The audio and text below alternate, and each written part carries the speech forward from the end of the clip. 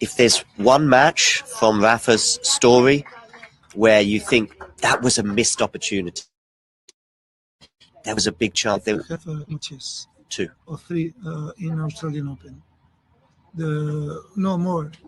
We lose the opportunity in Wimbledon against Djokovic in semi-final. 2018. Then we lose the opportunity, more important because that was semi-final. We lose the opportunity in Australian Open. In the Australian Open 2014, 2012 and 2017. Yeah. In 14 because he has an injury against Wawrinka that before he had never lose against him. Then with Djokovic and Federer, he had breakup in the 5th. Yeah. And 40-30 or the 30-50, I don't remember well. It was a ball very close, goes.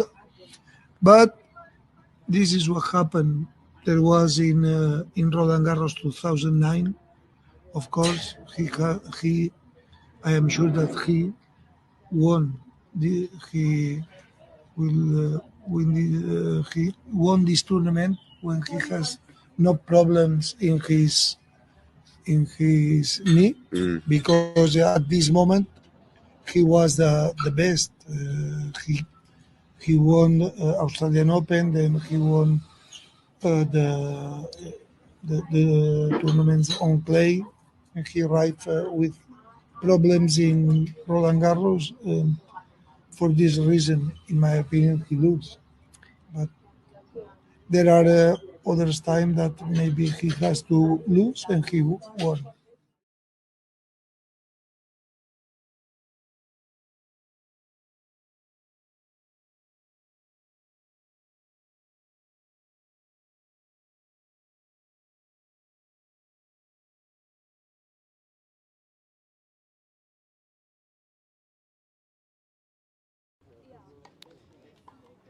Here we are for this very special encounter at the Bonn Open between Jeffrey Blancano against Damir the Demon Jumur.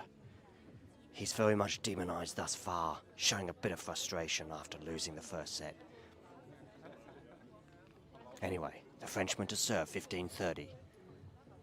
Bit of pressure on that Frenchman's shoulders, like a couple of baguettes weighing over him.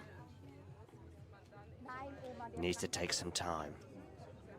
No hurry, he says, at 15-30. He's up a set, 2-all here. What are you gonna do? You're gonna go there down the middle, and that is a shank. One that even Stefanos Tsitsipas would be proud of.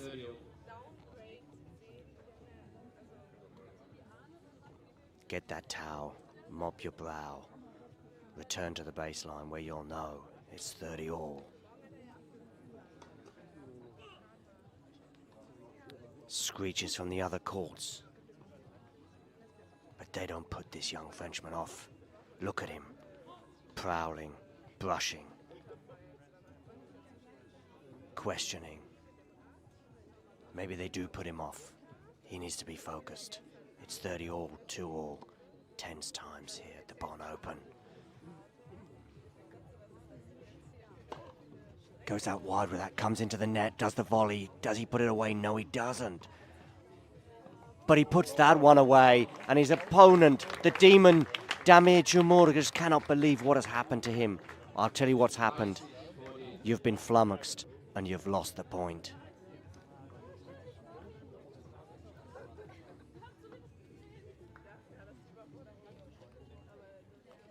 We would take another look at it if we had a replay, but we don't. But who knows? You don't even need a replay. It's in our heads. Okay. The Frenchman to serve. I say you're going out wide. You don't. You go down the tee. Clip the net, though. So he's going to get another shot at it. Is he going to take my advice and go out wide on this one? Did so successfully on that last time for a serve and volley, even though he'd messed up the volley. Goes down the tee again, does come into the net, does a little drop shot, and you know what? Jamur is like, I can't even be bothered to run that down. And he's going to clean that line. Look at this. He's cleaning the line because he's so annoyed with some funny bounces.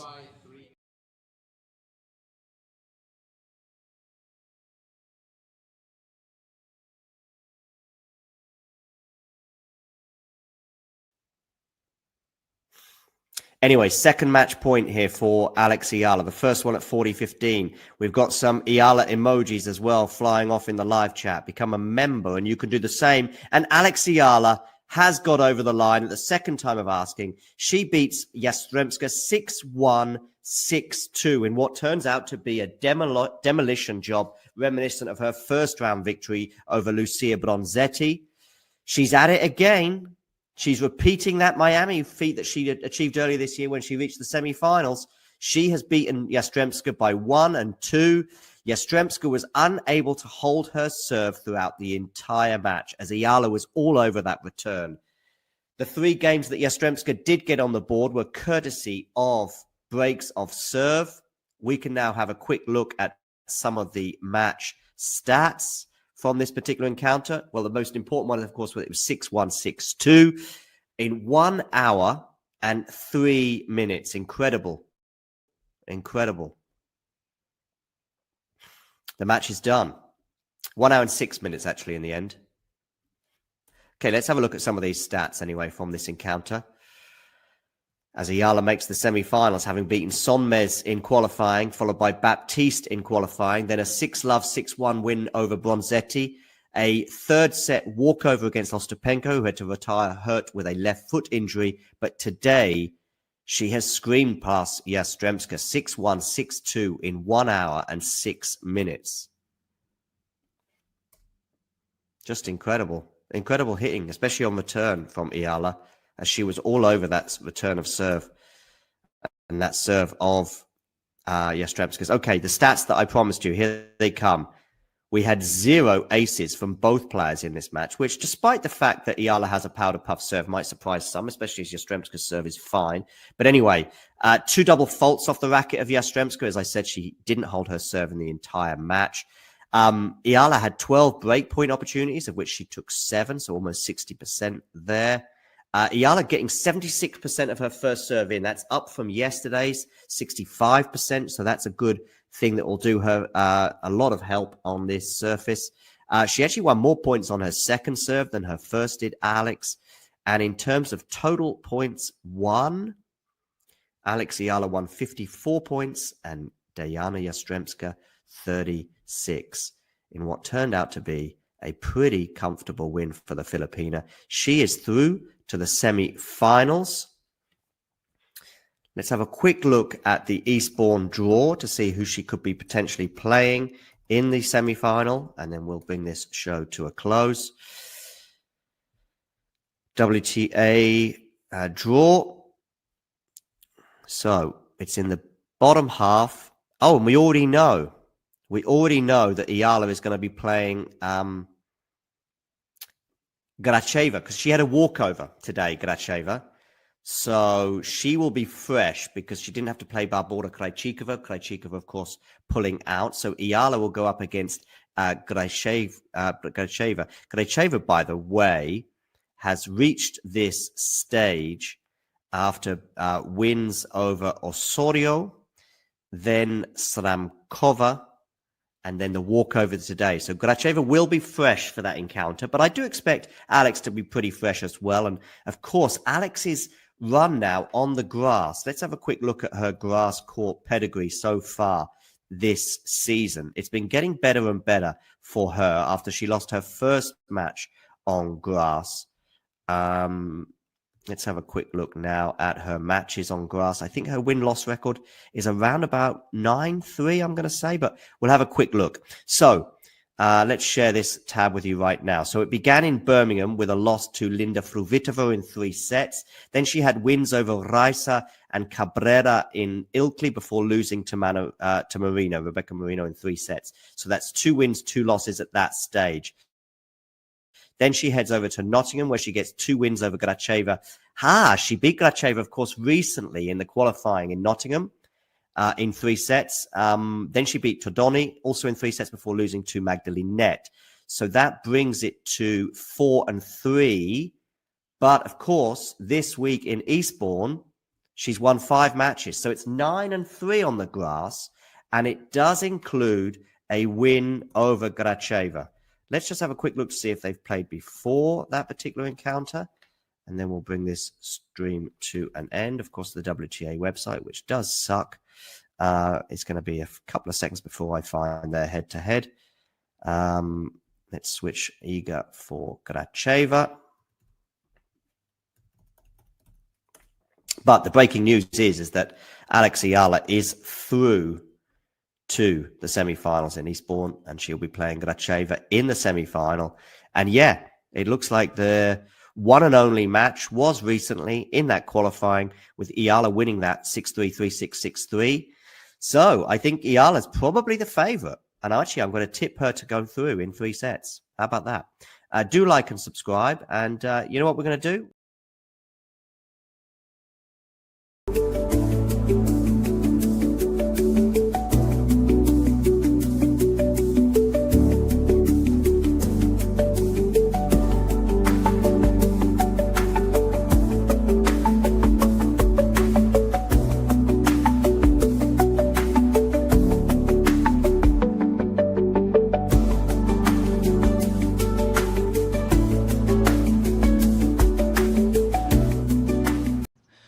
My name is Clara Towson, and I'm a friend of the show. Boom. I am Francisca George, and I'm a friend of the show. Perfect.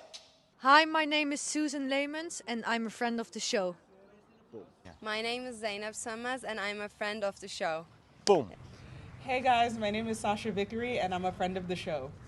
Boom. Hi, my name is Lloyd Harris, and I'm a friend of the show. Perfect. Hi, my name is Jan Faria, and I'm a friend of the show. Boom. Yes. Take one. Well done. Hi, my name is Jasmine Paolini, and I'm a friend of the show.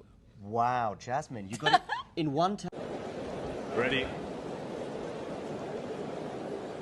Play.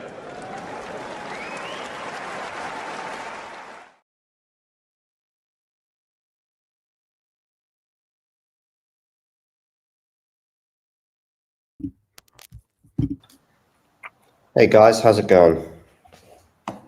Pretty good. Good. I'm just plugging my microphone in. I'm not sure how active my participation will be. I've got the stream kind of. There they go. Here we go. I've got it. Yeah, it's on the website. Yeah, it's on the website. They basically stopped using YouTube like 2 years ago, and now everything is on the website. I don't know what it's connected to. But yeah, Sabalenka won and Goff 2 already on my screen. And this is good about the Wimbledon draw ceremonies, that they just don't waste time, you know? I was doing a draw stream for something recently, and it was just so much BS before we got anything. So Paolini in Sabalenka's half. Okay. And that means Swiatek in Goff, obviously, but they will have. Oh, sorry, Pegula is number 3. Never mind. Pegula in Goff, yeah. So not obviously. I'm actually stupid, and I forgot how the rankings look right now. Yeah, Pegula, that's interesting. And Keys. Oh, Keys is with Sabalenka's section. Oh. Okay. 2 of the biggest contenders then. What is the seeding of Rybakina right now? Ooh, good question. I think that's somewhat important as well. Who does she land? I mean, is it 9-12? Because if it's 9-12, then who she has in the forefront potentially? That's kind of massive. I'm pretty sure she is in that sort of zone. I think she's outside the top 8 anyway. Although if she's 9-12, you know, that's not really that bad for her. I mean, she still cannot play a top 4 seed until the quarters then. So Zhang is Swiatek is in Goff's section in the end, by the way. Okay. That's a pretty weak section then, really, with those 2 sort of grass court non-pedigrees. That's a weak half, even. You've got Andreeva, Swiatek, Pegula, and Goff as the main seeds. Yeah, so it'd be interesting to see which half Rybakina falls in. That's for sure. If Rybakina is in the bottom half, I'm calling it now. Elena Rybakina to win the title. Unless Tatiana Maria is close. Yeah, but even Rybakina can just mess that up. I don't know. I mean, French Open. She probably should have been Where's in the Rybakina? semis.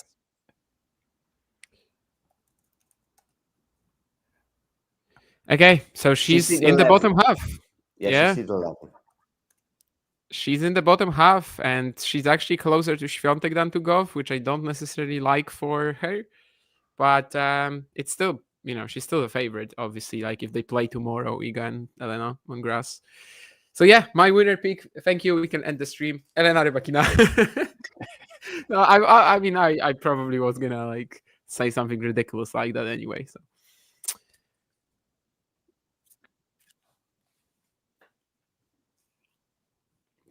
Sabalenka, Svitolina, Badosa, Keys, all in one quarter. That's, yeah. The top half is just very strong and the bottom is not. At least in terms of the top 16 seeds. Kasatkina as well in the bottom. I mean, she's been in horrible form. Muchova, who will probably like retire in her third match.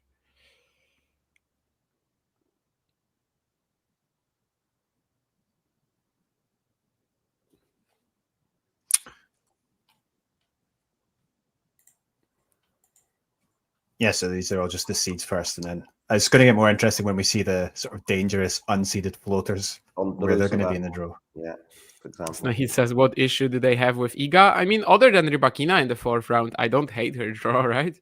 I mean, let's imagine she gets through Rybakina and then the half is pretty open. So I don't know. Of course, we'll see whether she has like any, I don't even know who is dangerous of the unseeded players, to be honest. Tatiana Maria. So I think we're getting some matches here. No, we're not. No, we're not. Not yet. No, it's the seeds.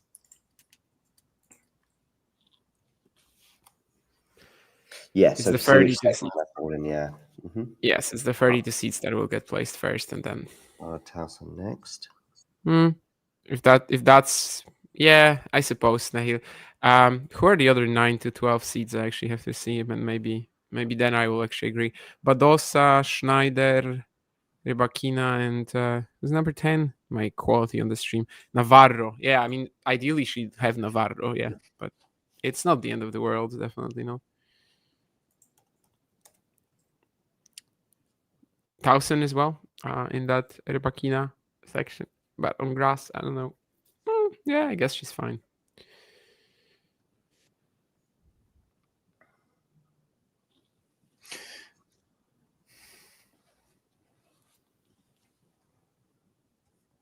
Yeah, the rest of the seeds kind of feel like we aren't gonna get like that much important info presently. It's probably more, the early matchups that we're going to see. That will impact our way of thinking a little bit more.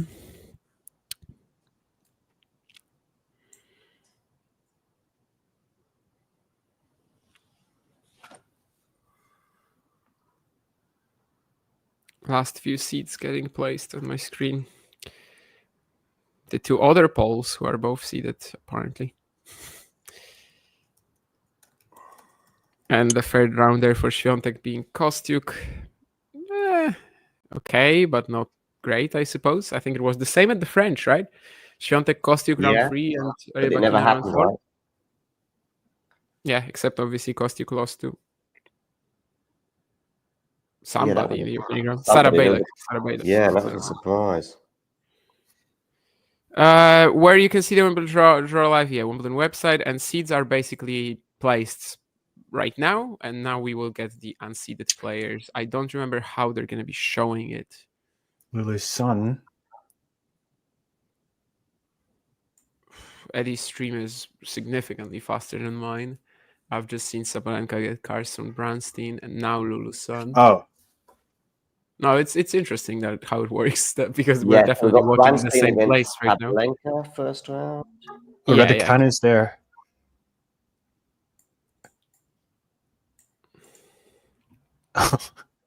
And she's drawn against the other Brit. Upper cover. Raducanu against somebody. She's the wildcard, British wildcard. She Vondrousova. Oh. No. Okay, no. Yeah. Who's Vondrousova playing? Kessler. Okay. Yeah, and she's in the Sabalenka third round potentially. So that's Yeah, even more reason to think that the top half is... Hi, Mario. Oh, Vondrousova could be against Sabalenka in the third round. Yes, even more reason to think that the bottom half is awful and the top half is stacked.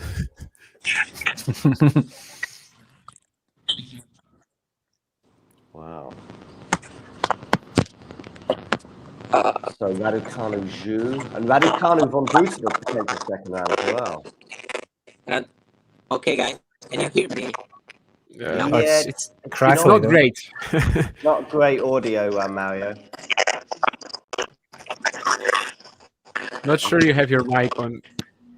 You sound like a robot. One moment, I'm trying to fix it. Ah, that's better. That's better.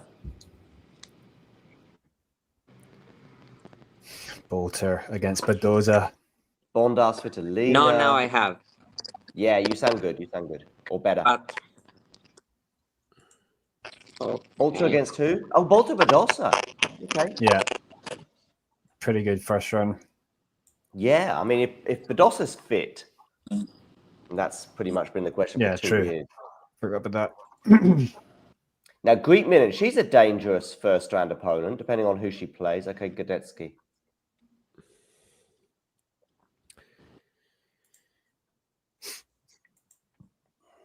Yeah, Katie Bolter last year, there was a chance to go deep. She wasted it completely. Maybe this year will be different when not as many eyes are on her. I mean, I guess getting Badosa maybe first round is better than getting her when she's on a run. Kimberly Birrell against Bekic. It's pretty good, yeah, and I don't think the expectations will be as high as last year, so that's also kind of important. Did not win Nottingham for the umpteenth time in a row. Hannah Klugman gets Leylah Fernandez. Oh. Yeah, pretty big match for her. Sounds winnable. Mm-hmm. For Leylah. For Hannah, I was thinking. I know. I mean, I don't remember any match that Leylah Fernandez has played this year, to be honest. I mean, she's really whatever she's happens. gone full mediocre on me. I mean, Leylah Coco Gauff at the beginning of the season, I remember she played her, but she did not beat her. Danilovic against Zhang. Madison Keys will play Rusa in the first round. That was a very difficult match last time they played in Australia. Yeah, in Australia. Not yet, RS. We don't have Tatiana Maria yet, but maybe soon. Paulini Sevastova, the Latvian. Okay. Oh, Ito's Rakimova. We don't have Eala yet out of the players that you guys were asking about. Rakimova, Ito.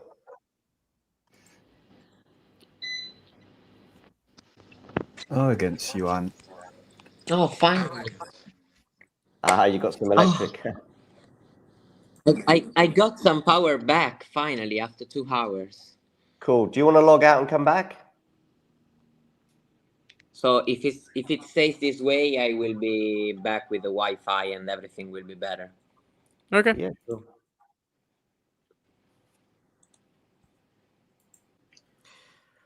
Hadad Maya. Okay, so she's on. Oh, sorry. Hadad Maya plays Shlankova. Yeah, okay. Yeah, it's another 50-50 This is like basically. 3 hours, even on the grass. Should be marathon women for sure, both of them. Galfi. I'm not gonna make another joke about Harriet Dart and her, well, smell preference, scent preferences. But it's impossible to look at her and not think about it right now. Vic Meyer ending her career against Zarazua, or maybe there will be more. Who knows? Right Anisimova, Putin-Seva first round. Oh, okay, guys. Anisimova. 1 minute. Yeah, sure, no problem. Putin-Seva, Anisimova. Wow. That's good. For me, the headlines are that Raducanu, Sabalenka, and Vondrousova are all in the same sort of round 3 section. So I mean, Raducanu's only in that headline because of her name. Yeah, I think Rybakina could actually lose that, maybe. The first round against you. Maybe. We'll see, though. I think Vondrousova, Sabalenka being on like collision course, yeah, that's nice. But like Martic, Harry, I tipped Martic to beat Igor a couple of years ago. Didn't happen. They got to the round, but then. Sonny Cartel against Ostapenko. Who? Cartel against Ostapenko. Sonny Cartel. Okay. I mean, Ostapenko can lose to pretty much anybody, but that's also tougher than anybody. That's tough. That's like tougher than anybody. You know, in the anybody rankings, Sonny Cartel is above average, I think. And then Jabeur and Tomova. So she could, if Ostapenko wins, she still could play Jabeur next round. Oh yeah, Stosevzievich as well. Recent junior champion, playing Kruger. Grand Slam champion, not Wimbledon, I don't think. Osaka's just been drawn. Oh. So it's going to be potential Osaka versus Zhang in the second round. Okay. Tennis Asia fans. Tennis Asia, yeah, there you go. Yeah, you know what Eddie's up to. No, I mean, it would be a good matchup, sure. I don't know if on grass. Oh, and Siniakova Zhang, where didn't they play like very recently? Siniakova's that's a tough one for Zhang. Yeah. If Siniaka's fit, by the way, she was basically on one leg at times in her second set against Pegula. So what about Anisimova? You were saying Anisimova is playing Putintseva in the first round. Oh, okay. I mean, actually, Putinseva's form is pretty wretched, but yeah. But I like how Snehid is just going at John right now. I mean, John just really wants that prediction of number 5 at the end of the year, you know, to be right. Which I mean, actually, I think at the moment I've got carried away. John, somebody says dark horse, and I suddenly remembered all the dark horse thing about last year. We were asking ourselves, you know, when someone can be called a dark horse, if that's true. Yeah. Eala's playing Krejcikova. Eala. Oh, Eala against Krejcikova. So the reigning champion opens up against Alex Eala. That's 40,000 views for the channel right there. Maybe. Defending champion against Alex Eala. Raducanu, I think, would be the absolute. Defending champion against Alex Eala. But it's still pretty good, yeah. Talking Tennis is happy. If Talking Tennis is a singular member and the founder of Talking Tennis, then yes. Kudermetova against Zhu. But can I ask you, where are you following? Wimbledon website. Oh, okay. Exactly where you would be watching the qualifying, Mario, if you did. Wang Xinyu, the Berlin finalist against Mukova. Shots fired. Anisimova is a dark horse, by the way. Well, I don't know if she counts as a dark horse, but also she's playing Putintseva round 1, so not easy. Yeah, Anisimova can't be a dark horse. I'm sorry, Youssef. I don't think so. I think it's, you know, she's won a 1,000 this year. She's number 13 seed. Unless we're talking about like winning the title, which I suppose that makes sense. I don't know. It's a fun discussion. Yeah. I think she's a dark horse for the title, no? She lost a bit right now, though, because she's playing round 1 Putintseva. Like, she lost some, you know, percentage-wise, she lost a little. Mm-hmm. She's also in the tougher half. I think my winner prediction, Elena Rybakina, is doing much better.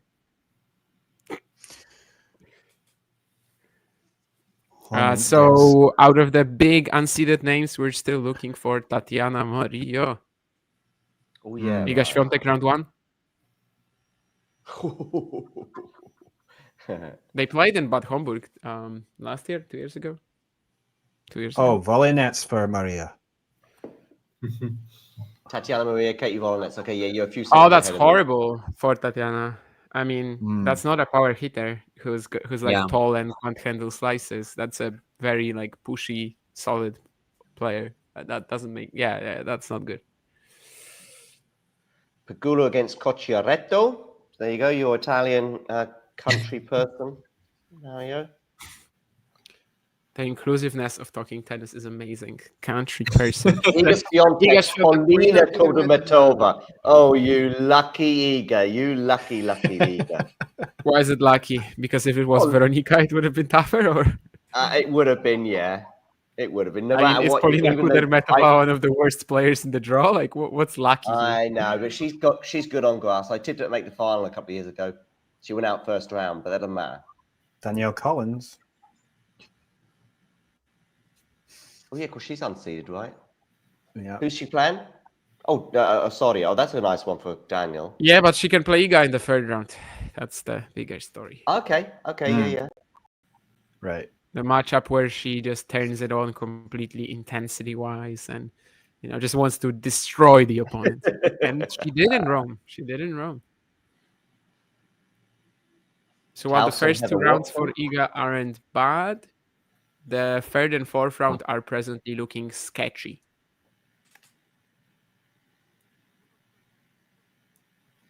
Ooh, Sakari.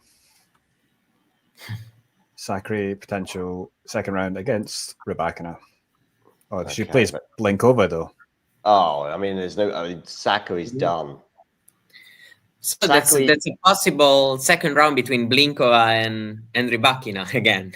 There's no way she's beating Blinkova. Tiebreak to end all tiebreaks. Actually, you can check out John's power rankings on the channel. Iga Swiatek is in. You can check out Nick's, and she was in his top 10. And I think John probably would have had her in the top 10 as well. But near the bottom of the list. I had her 8, I think. Okay. My dog is currently fighting against a fly. I don't like the Avanesian matchup for Rybakina too much. Oh, she'll be fine. It's like at Roland Garros. Who did she play in the first round? Riera. It's kind of like the same game. Anyway, of course, she'll be fine. She'll be taking the title at the end of this fortnight. So Maya Joint gets a seed. Samsonova. We'll see if she can smoke her. Indeed. As she lights up centre court. Oscarote unfortunately won't be playing Wimbledon, but I'm sure he'd appreciate these references and the matchup. All-American first-round clash between Kennan and Townsend. That could be an interesting one. Buzas Manero against Seidel. Sorry, Azarenka. So maybe Azarenka v Goff in the second round. Azarenka Goff second round potential, yeah. Yastremska against Goff. Zakharova this time was not misspelled. And yeah, Yastremska against Goff. That's a nightmare. Madrid. Yeah. Madrid, she bageled Coco, almost won. Get out the way. Is Yastremska the favorite over Coco at Wimbledon? No, and especially after she got 1 and 2. She's close. Eala. It doesn't matter what she played against Eala. Like Eala plays so different, so I don't really see the connection. Go on, Mario. No, there's room. I can see, something happening, of course. I'm calling it a 50-50. Really? Okay.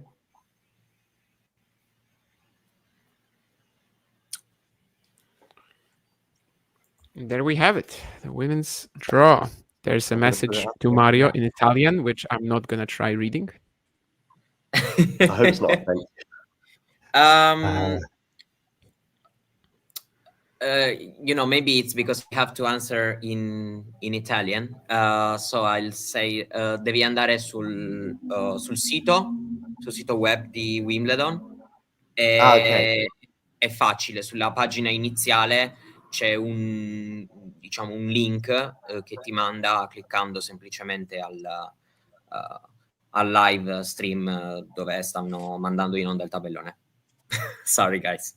No, I actually understood what the question was now and the answer. Right. Anyway, they just want to know where the Wimbledon Live link was. Yeah, Sabalenka, though, because this of the little- live word, it was pretty easy to figure it I out. think there was also a couple of other words that he used, but anyway, it doesn't matter. Sorteggio, I think, is also easy. like He used sort, easy, right? So like facile, draw. facile. Italian sorteggio is probably draw, right? Because sort and everything. But yeah, I understand what you were saying. Yeah. Anyway, if somebody is confused and they just turned on the stream right now, it's mostly in English, but sometimes we use other languages. We all know some other languages, so we know you just basically flex. But yeah, the women's draw has been sorted. It's on my screen still for some reason, and soon they'll be moving to the men's. So just some standout round ones. I'm going to say a couple, which will be Bolta Badosa, Siniakova Zheng. Eddie, what about you? From the first round, not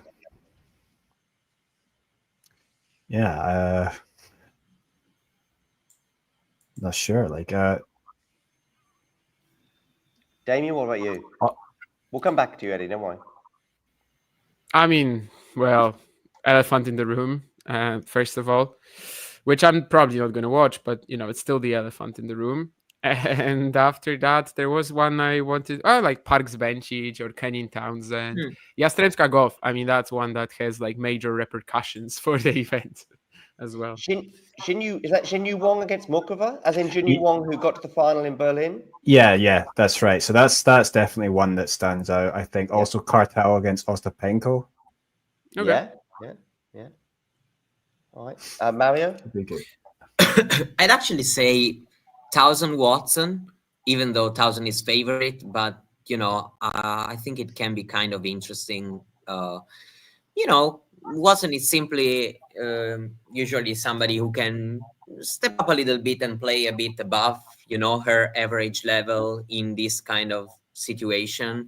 So it may be not the best possible start for Towson. Of course, I'd say Yastremska Golf because it's just going to be interesting to see how Coco, moment. Okay, I'm back. Yastremska Golf, it will be for sure interesting. Probably Siniakova Zheng as well, but I'd say even Rusa Keys is going to be good because Rusa is usually somebody who makes it tough for these sort of players. Health issues surrounding, I would suggest, Emma Raducanu, who didn't look like she was moving that well this week, has obviously had some back issues of late.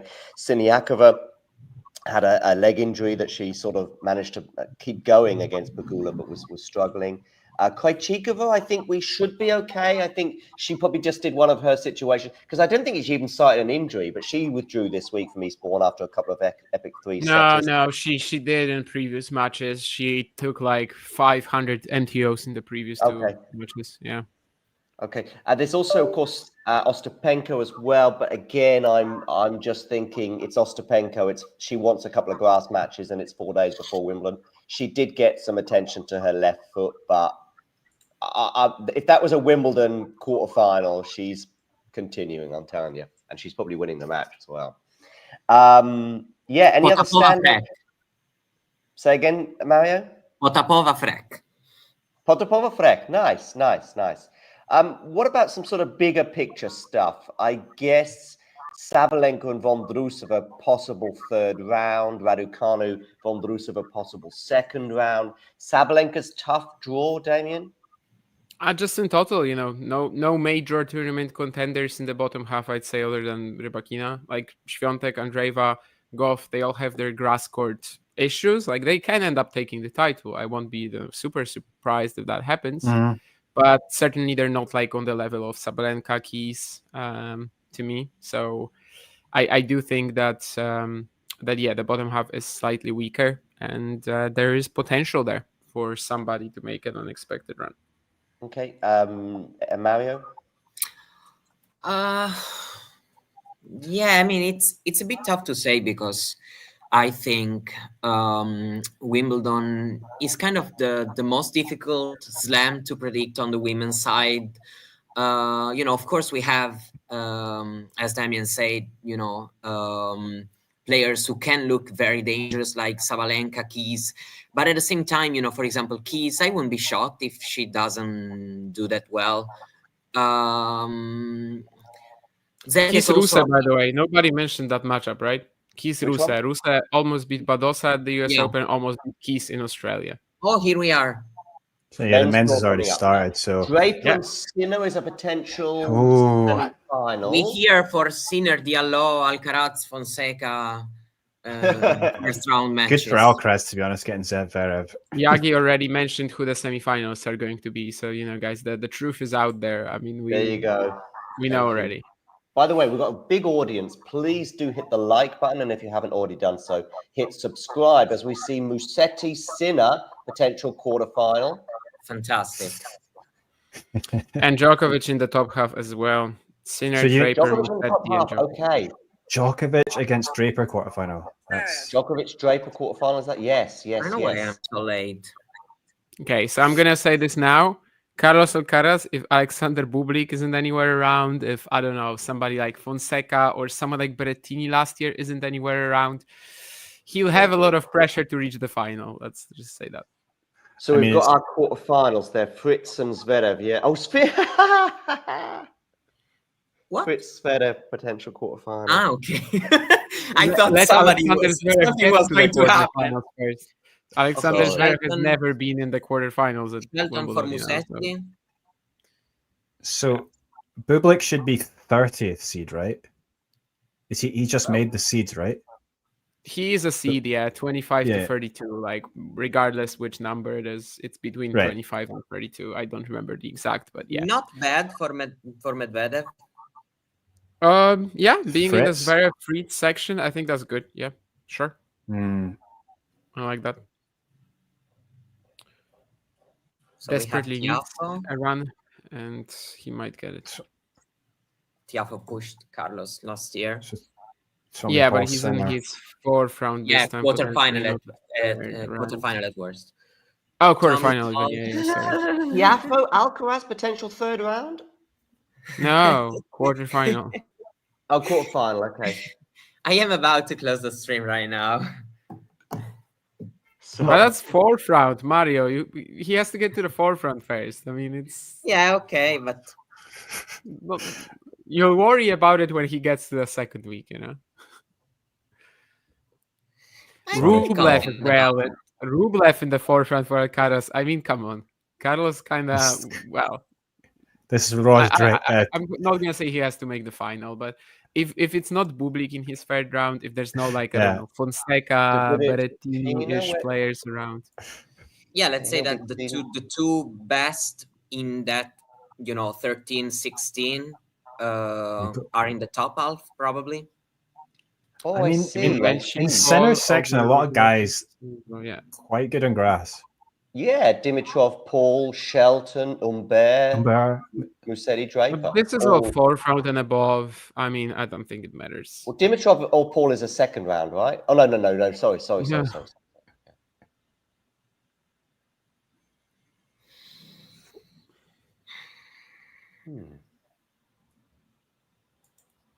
Yeah, now it's just really, I guess, who the sort of first rounds are. Thank you, Kasingi. I was saying that we had Zheng Siniakova at some event, but I couldn't quite place it. Okay, so Zheng Siniakova was round one Wimbledon last year. And Zheng won, did she? It's a good question. I think she might have lost. I just think I would remember. Didn't she lose? I don't think she's done very well. Last year, Zheng lost first round, did she? I think she might have lost to Lulu's son. Oh yeah, she lost to Lulu's son. Second round, then, was that? Wait, so let me check that because we're just talking some BS now. Siniakova Zheng was a second round in Berlin.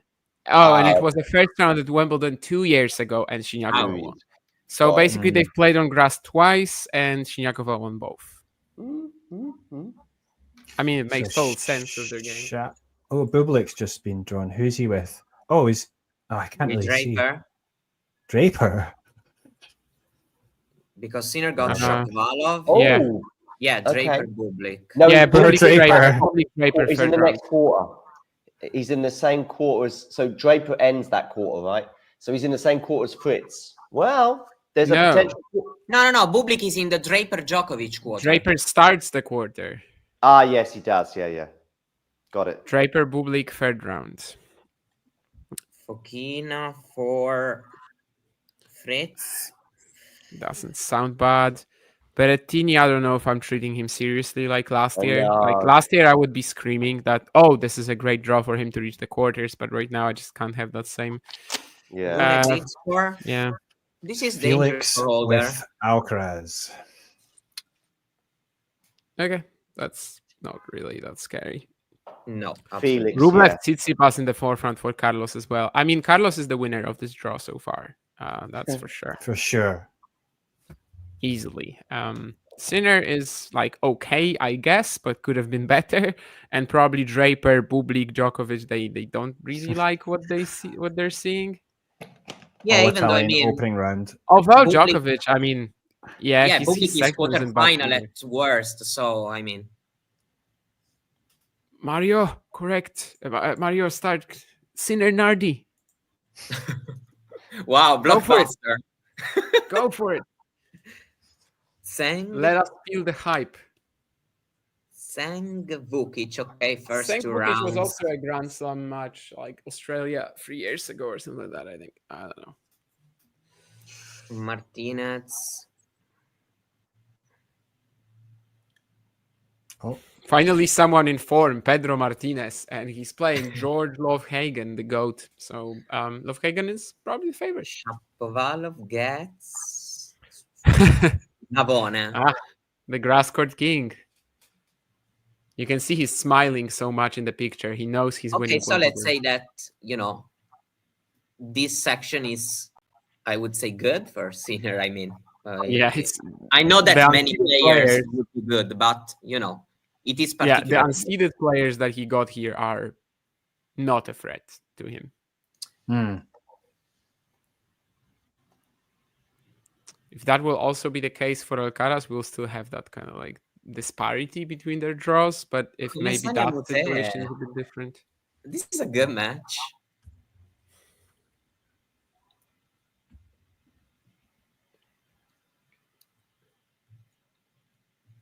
Ofner, Medjedovic.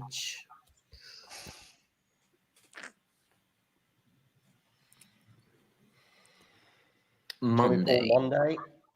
Joe Monday, so yeah. They will play on Tuesday, so it's not an issue. It will depend entirely on when they play. Do we know already which? Yeah, because the defending champion has to play Monday. Yeah, they will play on Tuesday, so... Yeah, right. They will play on Tuesday, yeah. So Joe Monday can just like literally withdraw and let Thomas Barrios get in. Damien, I think that's the first time you've made me laugh in a minute. Ultimate grass court specialist against Shelton. He's winning. Who's playing Shelton? Alex Bolt. Oh, Alex Bolt. And I've got 134 pro matches on grass in his career. 135th will be a win over bench. No, I mean, I don't think so.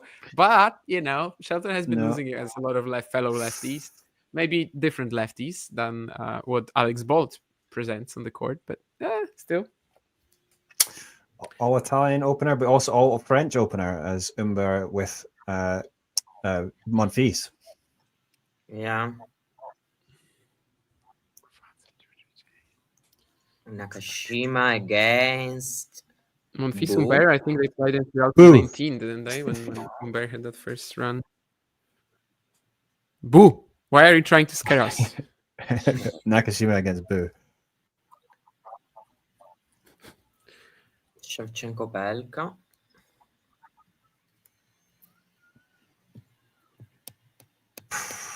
Jaime Faria, friend of the show, against Sonego.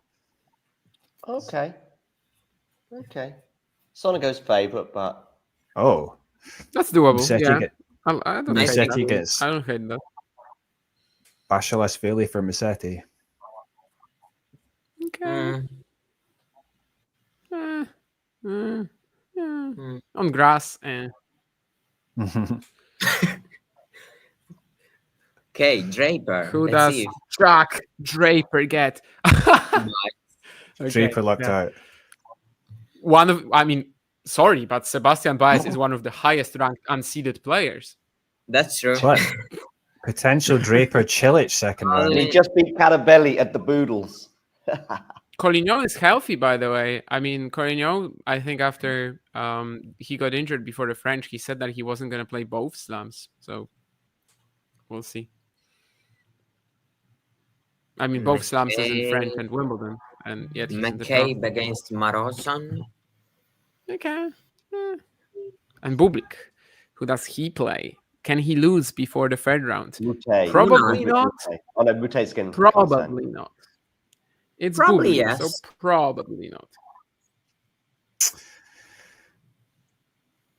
Wimbledon debutant Zhukayev gets Koboli.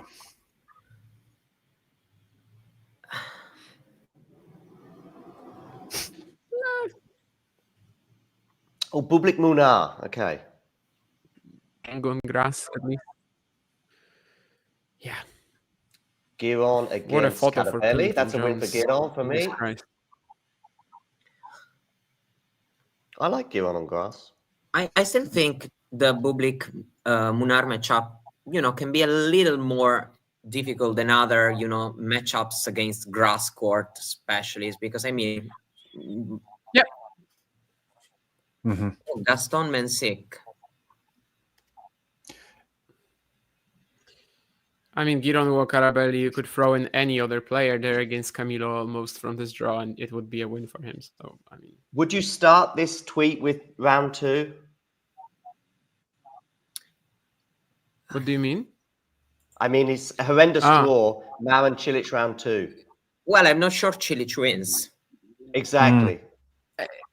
No, it's fine. No, I think it's fine, but I wouldn't maybe say it as like horrendous, Cilic is not part of the horrendous draw. I think draw. Jack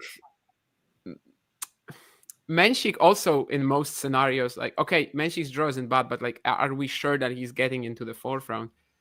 For me, no, absolutely. Because Giron's tricky. Someone decent in the fourth round. Menchik's not the worst. Yeah, Menchik, Giron is tough. For me, everybody is tricky for Mensik almost. Pennington Jones, Koboli, Zhukayev. Yeah, I'm just not sure Menchik is getting there at all. So I would probably skip both of them. I'm glad he didn't start with Baez though.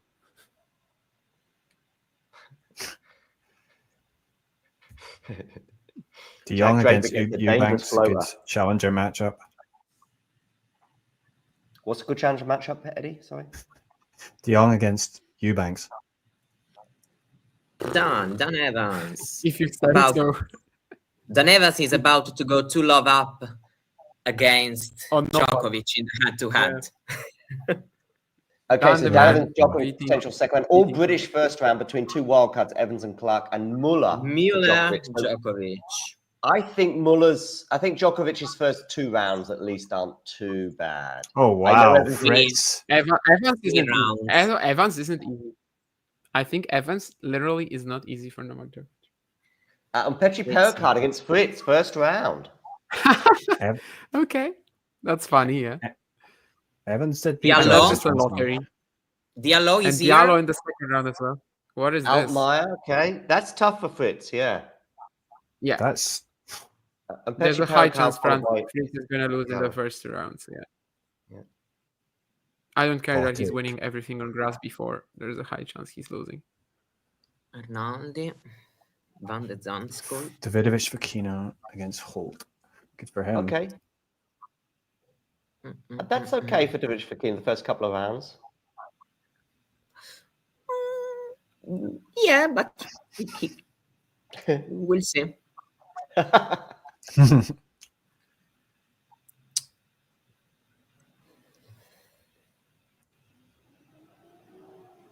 Has Fonseca been drawn out yet?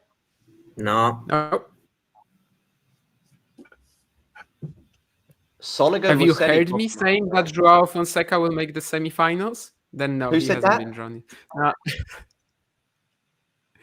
I mean, I do think that there's a wild, strange semi-finalist out there, maybe even 2. I don't know. I think it can be the most boring Grand Slam ever. Wimbledon always has that. French Open was the most boring Grand Slam ever. But there's not that much potential for random semifinalists. I mean, we have Sinner, Alcaraz. We have a pretty strong section for Djokovic and Draper.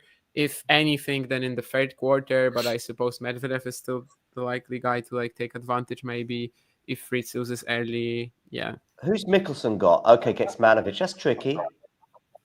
Followed by Eubanks or De Jong. Just because I think Mickelson, he could make. I mean, not draw apart. He could trouble Djokovic. He can trouble Djokovic. He can get a set. I don't know. Great. I mean, think Dan it's Evans has a higher tough chance of matchup. beating Novak for sure. Okay. We'll see. I don't care if he can take a set. What does it matter? It's a best A of bit 5 like match. we've seen in Mickelson against Medvedev, I think these are particularly tough matchups for him. How fit is Hubie Hurkacz? Unknown. Had that back spasm or whatever it was, and then didn't play. Yeah, he hasn't been good. Because otherwise his draw's okay. He's 100% on grass this year, 100% win rate. Well, how many matches has he played? 1. Okay. Will Carreño Busta finally win a match at Wimbledon? Rodesh is his I first don't round know. opponent. My predictions, no, but it's obviously a winnable chance. He can, but my predictions, no. Rinderknecht Zverev, okay. I mean, but here, Fonseca, I have a prediction now against Rune. Fonseca Alcaraz. No, Jarry. Oh, Rune Jari. Oh, wow. That's even better, honestly. Oh, wow. Yeah, that's true. Oh, That's a good match. the two young Americans facing each other, Tien and Bashareddy. Okay. Nishash hates that match, but okay. Yeah, right. Oh, Burnley against Fonseca, first round. Oh my god. What? Burnley Fonseca. Burnley Fonseca. No. What is this Why section as a here? whole? Why here in the draw? Yeah, I hate it. Why? And Talon Brooksby, as well. bye-bye. Yeah, that's an insane section. Bye-bye. That's an insane section all around. From Rune to Hrigspor, really. Who gets out of it?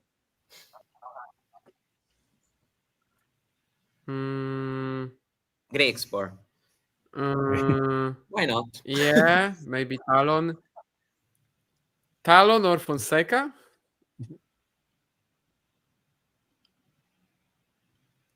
I do think with every match that Zhao plays, the intel he's getting is helping. Nori Bautista Agut. Oh, wow. A couple of Zimmer frames fine. there. That's a cute match. Elmer Muller against Tiafoe. That's a nice, not a bad first round for Francis. Not bad. Well, Yeah, on grass, that sounds pretty good, but Rublev Zheda. maybe somehow. Okay, sounds a good matchup for Andre. Probably. Really? I mean, he can lose to anybody, but Sisu Bergs, Lloyd Harris, couple of personalities there. That could be a nice 5-setter on court 14.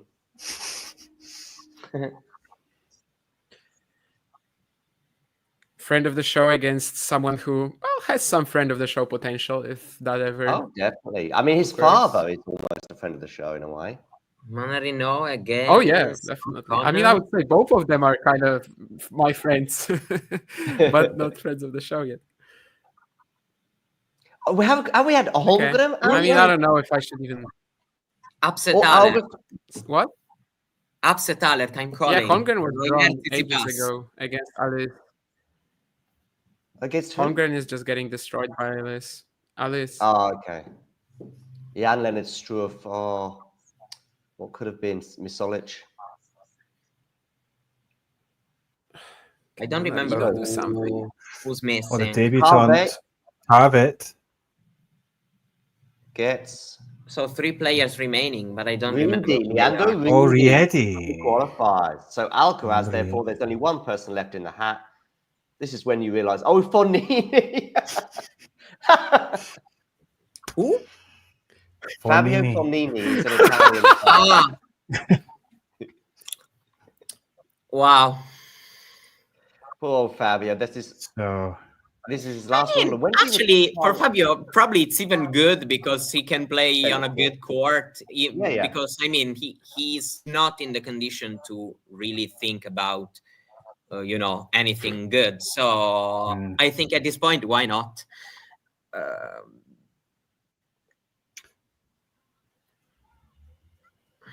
Yeah, I mean, he was losing against 90% of the players in the draw, so might as well lose to the defending champion and likely winner, right? I mean,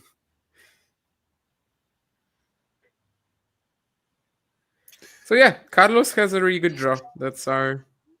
Carlos is making the final. That's what we learned. Can't Should make the final unless he kind of messes Carlos it is up. making the final. But who's going to meet if Sinner does? Let's say, okay, we maybe expect him still to be able to make the final. But who does he meet in the semis? Because you've got Djokovic and Draper in that same section, but obviously Draper. I'm voting Daniil Medvedev. Really? Wait. I mean, what else are you going to go for? Fritz might lose in the opening rounds. Berrettini isn't that strong as last year. Zverev has never even made the quarters. It's gotta be Medvedev, right? No, but is that not the opposite half from Sinner? It's Medvedev. No, I mean, I thought you were asking about who does Alcaraz meet in the semifinals. No, I was Sinner. Ah. Because I think that's more Sinner, I mean, yeah, anyone between Draper, Bublik, Djokovic. I think they're all pretty much same level, funnily enough. I think there's room for upset in the top half. Yeah. Where? I don't know. Right. I think Sinner can have troubles. With? I don't like him on this surface, so I don't know. I think this is maybe the only Grand Slam where I would, be sort of interested to watch how the thing goes. But of course, no, I'm thinking maybe a quarterfinal. But yeah, I mean, it's difficult to predict. These draws are so big that it's not that easy. I'm not really seeing many huge standout first rounds other than probably I believe in Djokovic in that quarterfinal, the second. Quarterfinal, yes, but Bublik, Draper, Djokovic. I don't know what to say. But Novak has a pretty decent draw to the quarters. I think it's okay for the quarters, yeah. Which is what, when you're seeded 6, that's what you got to look for, really. And he's avoided Carlos and Yannick as well in the quarters. Now, I know he's got Draper, but, basically your number one priority is get an okay draw at the quarters and avoid Sinner and Alcaraz in the quarterfinals. And then whatever else happens. So I think it's okay. There's a few banana skins there, but it's okay. Fritz is tough for him. I think even Djokovic for Kino in that sort of mini section there.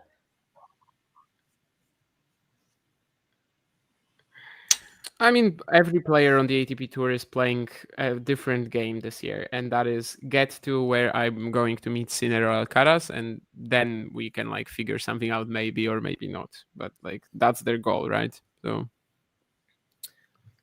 Yeah, but it's not an exciting draw. I have to be honest. I don't know. Looking at it, okay. Medvedev's, although he's got Safiulin and Popperin in his section before the quarters. Can only play one of them, though. Okay, yeah, true. He's playing if one. If Jordan Thompson was in better form, I maybe would have been a little afraid for him. But I like the draw for Medvedev a lot. I think he's just the strongest guy in the third quarter. Is it a big lead over Fritz? I guess only over Fritz. No, but his draw is Yeah, fine. And Fritz's little section's a little bit trickier for sure. And then just that top right section with Rune. I mean, all the players there, all capable of beating each other, I think. So it's kind of interesting. Okay. And the women's draw, let's go back to that one, shall we? Have a quick look at the women's draw in its entirety. Let's see if I can find it. Capricorn BG says that some people in the audience literally lolled when they heard Fognini at the very end, which is also what we did. Oh, there's a funny tweet from Alexander Muller. He's got the no. I've forgotten who he's playing now in the first round. Yeah, who is he drawing against? I've forgotten. Djokovic. Oh yeah. Oh, okay. RS, when it comes to Lovehagen and Monday just finished his college career, TCU, just like Nori and the other Brits, really. Every single Brit, very good player. Lovehagen played Wimbledon 2 years ago. He played Rune in the first round, but has been injured a lot. Worth watching, both of them, especially Monday, I'd say. But Lovehagen, maybe if one day he is fitter, maybe he can also progress. I like this question. Who is Damien? He is fine. Yeah, I saw that. Yeah. I don't know what that is, what that means really, but thank you. I'm gonna just treat it as I'm fine. Yeah, you clean up nice. Anyway, well, I don't know if I clean up. I just came back from exercise or whatever, but never mind. Zverev or Fritz, I see one of them losing first round. Fritz, definitely possible. Who is Zverev playing in the opener? I thought it was pretty okay. Rinderknecht. I guess, yeah. Best of 5, probably not. Yeah, annoying, but it's best of Fritz, 5, yeah. Fritz, Pechi, Pericard, I mean, they're just not going to break each other ever, so. They should just literally come out onto the court and flip a coin for every single set, First flip is for the first set, second is for the... Or just play 5 tie breaks, Maybe they can convince the organizers to do it. Is that women's draw? Mm-hmm. It is, yeah.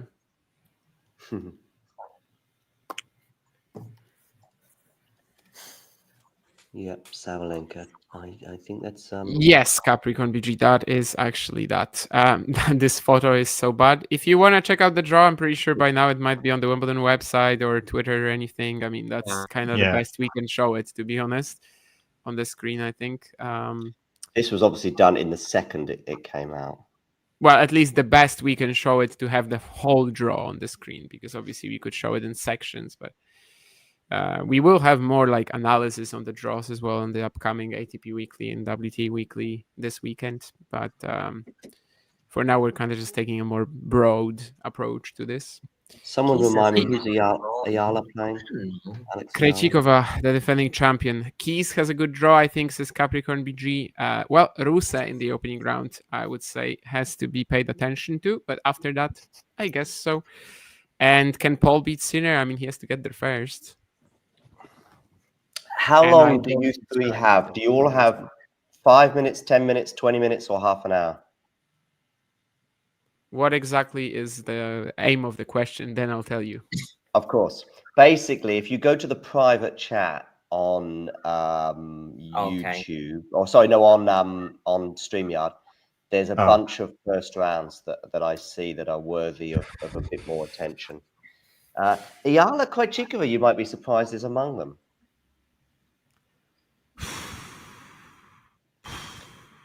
Honestly, you can give as little as 2 minutes. How many match points is Krejcikova saving? Yeah, right. That's the theme of her week, isn't it? I mean, they've never played before, right? Eala and Krejcikova. I mean, Krejcikova is not looking in amazing shape, so I think it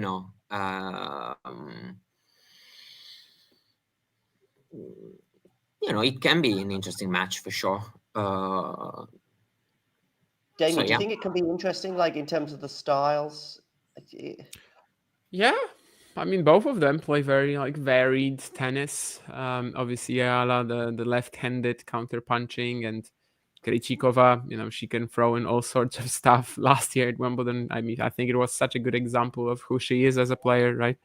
Just like not doing anything in the lead up, then has that Kudermetova encounter, which is just kind of, well, I can't say a circus, but like, yeah, it really was a bit of a horror show in terms of quality. And she suddenly wakes up and, the potential is so high. Then she plays so intelligently as well against Rybakina in the semis. So in terms of just like strictly matchup, yeah, it's exciting because there's no way of telling like how they're going to approach it. And every single point can be played out in so many different ways. Just obviously fitness concerns are kind of the biggest thing. And well, Krejcikova just said her Wimbledon title was out of nowhere, and she hasn't done anything of note since either. So that's kind of been, the story of her last 12 months, that she had one good event when she was healthy and when, things clicked. So really, there's no way of telling how she's going to play. But it is an exciting matchup. Like even from my perspective, where, obviously I'm not as big as Eala, as some people are, especially all the viewers that we get from her country. But even from my perspective, yeah, sure, defending champion in a matchup that is like so multi-dimensional. Sure, it's a good round one. 9-3. Do you remember, guys?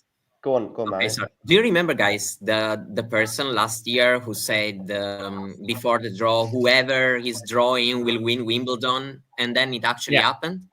Basically, on 9 June, so like a couple of weeks ago, she said whoever draws Polina Kudermetova in round 1 will win Wimbledon 2025. Oh, well, there you go. And really, it's not that impossible looking at the draw.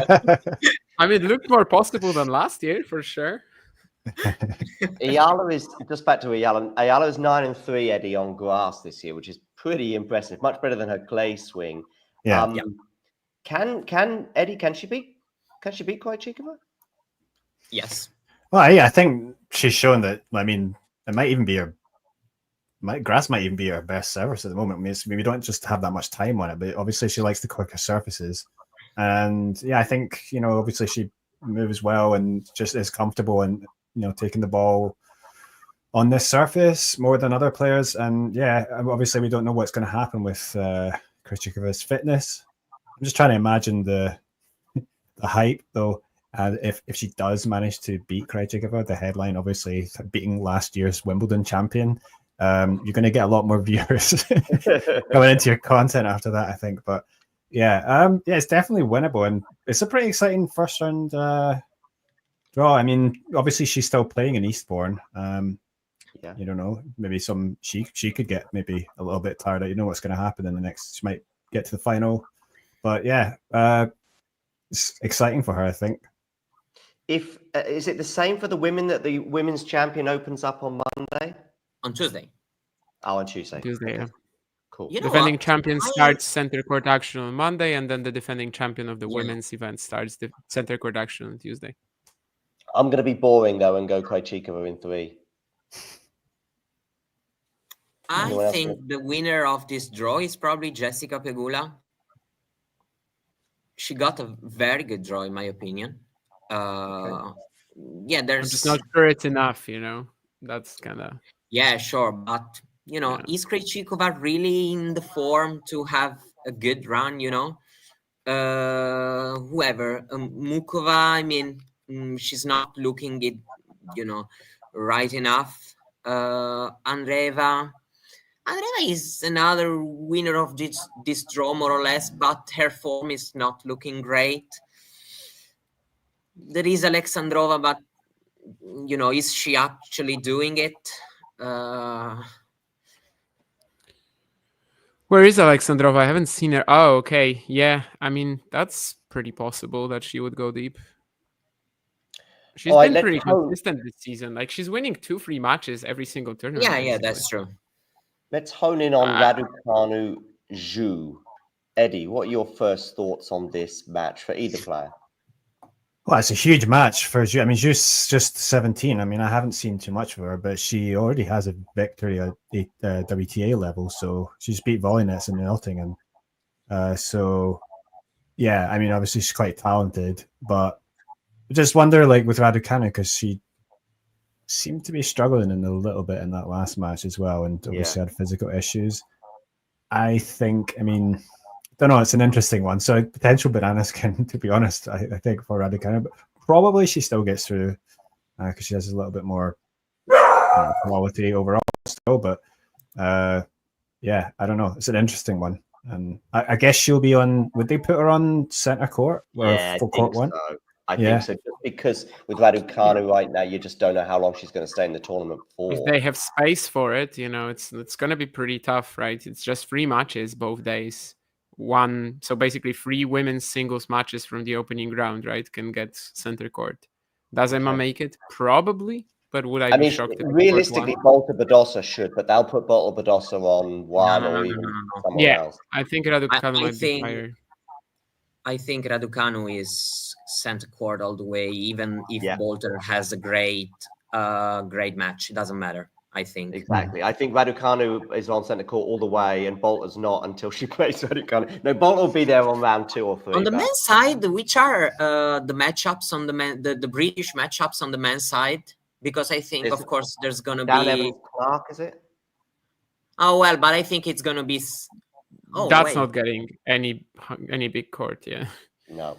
Sinner is getting second court, I think. Damien, what do you think about this Raducanu-Zhu matchup? Not much. I mean, Zhu is basically anonymous to me. Raducanu, most years I've been calling her like somewhat of a dark horse at Wimbledon. Just doesn't seem like it right now because of, first of all, fitness reform, and also the fact that she can play Vondrousova in the second round, Sabalenka in the third. I just don't see her pushing through all of that really. So from a non-British perspective, it doesn't feel like a very important match. I mean, obviously I'd rather see Vondrousova or Kessler is also dangerous, play Raducanu in the second round than Zhu, as I think that Emma would have that at least theoretical chance, of obviously having the game to compete with them. But her first round from like a non-British perspective to me is not really that interesting. Her mobility looked compromised last week or this week in Eastborne. Of course, she has been struggling with a back issue. But if she's fit, then Raducanu wins. Eddie, you agree with that? Yeah, probably. I mean, also you have like her opponent's 17, so if she's going to be on centre court, I mean that could also be quite a lot to take in for a player that age. Having said that, Raducanu did pretty well on her Wimbledon debut. So yeah, well, it's just, I don't know. It's going to be interesting just to see, because I haven't really seen much of Zhu. Final words on this match, Mario? Well, I think the same. I mean, it shouldn't be, that dangerous as of today, this 2025 Wimbledon edition. Of course, we got to see how Raducanu is doing. But yeah, I also agree that, I don't know, the draw as a whole is looking quite tough for Emma, especially for how we've seen her last week, but in general. So, I mean, but just focusing on the match, I would be surprised not to see Raducanu winning this one. Damien, why is Polina Kudermetova beating Iga Swiatek? I mean, we still don't know that much regarding Iga's progress on this surface, We only have her playing 1 or 2 events every single season. Of course, she's still when we're recording this, she's still in the Bad Homburg semis, so she's getting some playtime on grass. She won a pretty important match against Alexandrova. Important in the sense that on grass, you're going to have a lot of players coming against you with like flat, big pace, and she has to not panic. She has to survive that. She has to withstand like pressure on return as well. I don't think she's losing to Polina Kudermetova really, but it's obviously still not a surface that she feels that comfortable with. Just has to kind of like fight through it, get a bit more used to the lower bounce, to maybe not having as much comfort on her strokes. But I think she's going to put in a solid Wimbledon performance. It's also a very interesting tournament from her perspective, because in previous years, we were mostly just thinking of Wimbledon from Iga's angle. Just, it doesn't matter. She's already won Roland Garros. She's already won so much. who cares how she does at Wimbledon? It's kind of like a free hit. And right now it's not a free hit. Right now it's actually a tournament that she has to like focus on, and she has to try to do her best in. Of course, she always she's did, under a but little bit less pressure, I guess. That's something, no? Or is she more. under more pressure? Okay. Under more, 100%, because right now she actually like has a reason to be very focused on Wimbledon.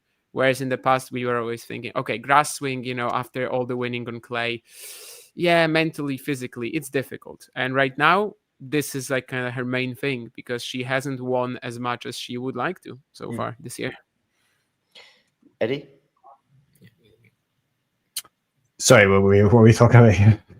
Polina Kudermetova against Swiatek. Does Polina have any chance? I mean, I think obviously Iga's nowhere near the sort of levels it would be on clay or even a hard court, but it's difficult to make a case for Polina, right?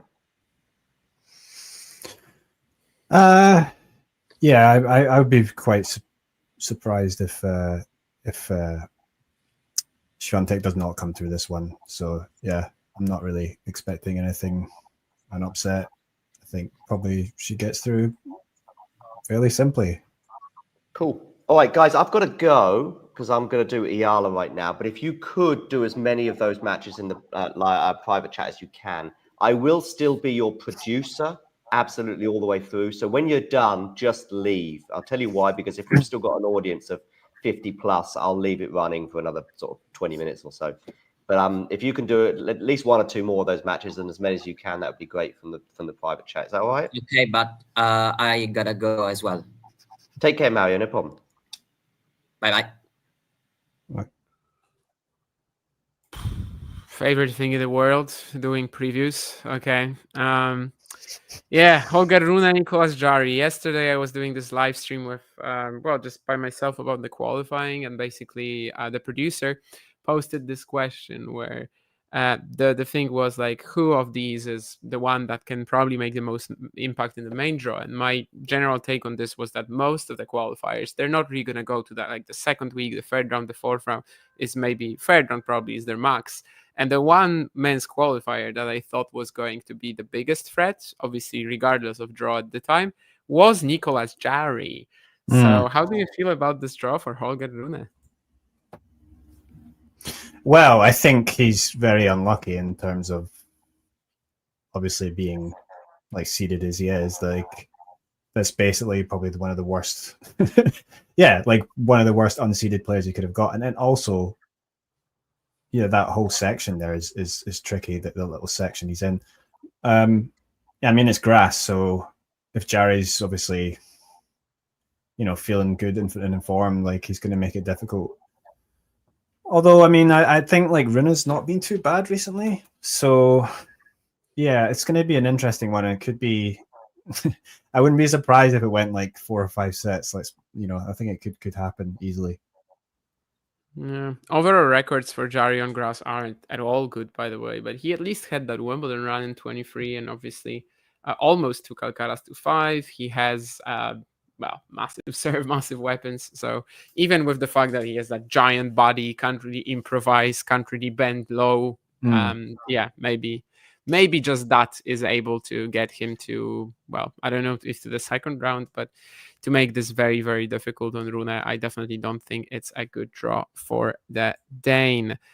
Didn't drop a set, right? Didn't drop a set. Actually, was the only men's qualifier not to drop a set in the qualifying. And maybe when you haven't been doing particularly well, but then suddenly you come through strong like this, he goes into it without much pressure, right? So maybe not bad not good for Rune.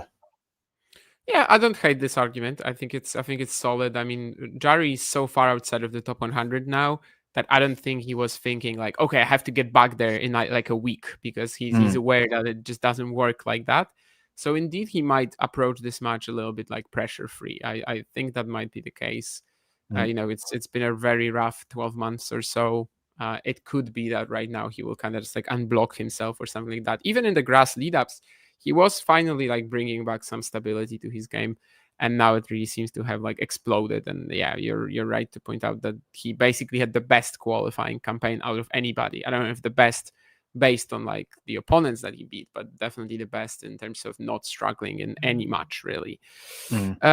Also, another one that is very similar, like basically in the same vein as Fritz against Pecci Pericard. Pecci Pericard last year, as a lucky loser, he made the 4th round, defeated Korda in the opening round. Another good American here, another strong grass quarter of an American in the 1st round for him here. And yeah, that sounds difficult for Taylor. Horrible. Although I suppose, like, Pecci Pericard, he's not been doing as well, say, like, as recently as like he was when he sort of broke onto the ATP tour. But yeah, obviously with his absolutely monster serve, he's going to keep this close probably. And yeah, Fritz is, like you said, he's probably not going to be getting many breaks himself. So could be another long one. And frankly, if I am Fritz, I'm kind of upset with this getting this in the 1st round. But yeah, I'm not too sure though. Maybe, I mean, he's been doing okay, like Fritz recently as well. So I think maybe he does scrape through it, I would say. That's my feeling. Fritz just maybe scrapes through. Yeah, funny you mentioned being upset at the draw. I remember last year, obviously, Korda, he had Davidovich Fokina in the opening round, and then Davidovich Fokina pulls out, and he gets a lucky loser. But that lucky loser is Pecci Pericard, which is maybe even worse. And he ended up losing, of course, in 5 sets. One of the major aspects of the match being the fact that he just couldn't break that guy's serve. With Pecci Pericard, I think I'm never really looking at like his form whatsoever. I actually don't even think grass is a good surface for him. I mean, he likes being pretty like far behind the baseline and grinding for his, height. That's insane. But that's what he was doing on clay to win Bordeaux recently. I remember reading this interview with his coach when he was like saying that basically they need to get him out of that sometimes. Like they need to force him to play more aggressively, because if you don't like focus on it, he's just going to literally become a grinder over 2 meters tall. So he's an interesting player for sure, but anytime he faces a top seed, massive serve, no margins almost, you can't make an error, you can't really give him anything because the set is just gone. So from that perspective, it's probably going to be quite exciting, although also, well, you have to mention that probably from a viewing perspective, it might be a little too quick. Monfils, Pecci Pericard, Australian Open 5-setter. I don't think Gio had a break point, which, if I remember correctly, was a record as well. That for 5 sets, he did not generate a break point. I don't know if I'm expecting that, but it certainly could be. I mean, Fritz in Stuttgart was not broken on the way to the title. It's a little different than Eastborne this week, but nonetheless. It's definitely not who you want to see in your opening round. I'm looking at the list of the matches that we have here. Let's maybe do like 2 more before we both are going to like pass out. Anyway, so what we do next? Is there any women's match or men's match? I don't really care that you want to talk about. Fonseca Farnley. Okay. I mean, we kind of talked about those other, or did we really? We sort of talked about Swiatek and Eala earlier, but yeah. We did Swiatek and Eala, yeah. I'm not counting that, yeah. But yeah, so yeah, Fonseca and Farnley is nice because of the alliteration, but also it's an interesting matchup, I think, because yeah, I mean, Farnley probably has the potential to do best on grass out of the surfaces, maybe, but he's a very good volleyer. But I'm concerned because he was hitting a lot of double faults recently. And Fonseca, he's finding his feet on this surface, but obviously he's been looking pretty good. I mean, he pushed Fritz recently, so yeah, it's going to be interesting. Obviously, they might be on a fairly big court, so it could be a good atmosphere. Obviously, a lot of Brits backing Farnley, and then Fonseca. He always has. Be interesting to see how the Brazilians get into Wimbledon. How many of them are going to be in the queue? Yeah, so from that perspective, it could be quite an interesting match. But I'm kind of expecting Fonseca to get the win. What do you think? Yeah, I don't know. I was treating Fonseca and Fernley, I guess, as like one of the most dangerous unseeded players. They're pretty unfortunate to run into each other here for sure. Funny that you mentioned in the crowd. I don't know. For some reason, I just don't feel like at Wimbledon there's gonna be that many Brazilians supporting him. But maybe we're just gonna be wrong about this. I remember when you were in Estoril with Porto, and Jesper de Jong said that like Fonseca has like 8 different home countries or something like that, and that's crazy. But yeah, in terms of just like his pure level, I think in Eastborne he was perfectly fine. Was kind of fine. It also like the improvisation that again you need on grass. He was getting better at that. Obviously defeated Zizou Bergs, so a very competent grass courter. Took Fritz to 3 sets in a match where like the biggest issue was simply not being able to break, Taylor not being able to compete on return. If maybe this is a match that is like more baseline focused, I kind of like his chances. But Jacob Jake is perfectly good as well. Obviously, last year this was where he had his breakthrough, winning Nottingham, and then obviously also pushing Novak at Wimbledon. So I do like that a lot. This matchup and this whole section, as Rune, Jari, Tien, Basavaredi, Fernley, Fonseca.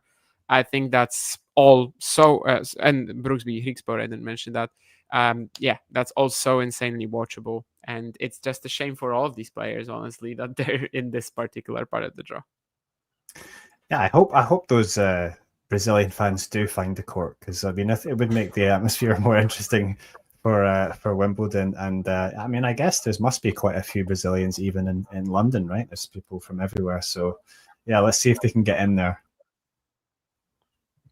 I'll answer this as well from Snehil, which won't be helpful for the previous, but we definitely can talk about that. I mean, Sinner first few rounds are very good.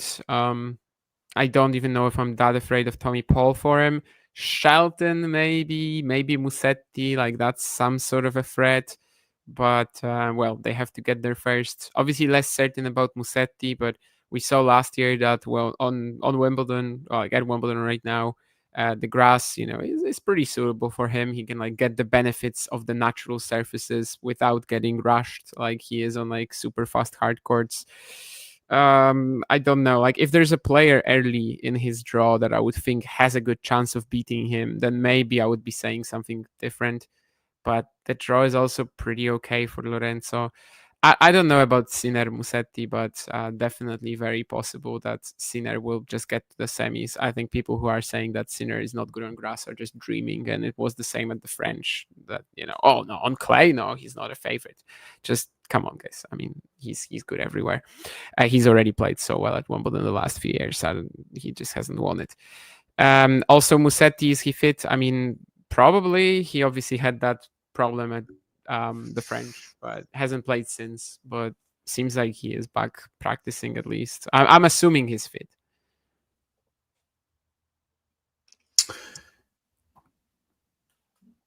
Yeah, Basilashvili, someone asked against Musetti. Basilashvili is too erratic at the best of times, but yeah, on grass he's probably not going to be much of a threat for Musetti, who's is a much more consistent player. So don't see much chance of an upset probably. And maybe Shapo of the past might have threatened Sinner, but not at this moment in time. That's the first seed that he could face, Sinner, Shapovalov. But yeah. Stalin was also asking about Zverev having a better Wimbledon this year. I mean, it's possible, but if it is, it's just going to be because his quarter is pretty good. Like Fritz, Zverev, Medvedev, you can argue all of these are at the same level. So if he makes the semis, it will be based on rather than, I don't know, being amazing. And, if he faces Alcaraz, I think he's just going to lose. Like seems pretty obvious. So he might reach the quarters. Why not? You can see that Fritz and Medvedev are not even in the quarters for him, and he's never made a quarterfinal at Wimbledon. So that chance is there. Like if Berrettini was in his form from last year and if in his fitness from last year, I'd be screaming that Berrettini is going to beat Zverev for sure. In fact, I think he's already beaten Zverev at Wimbledon in 2023. So Berrettini, if he's healthy, should beat Zverev on grass most of the time. But right now, we just don't have that certainty that he's healthy.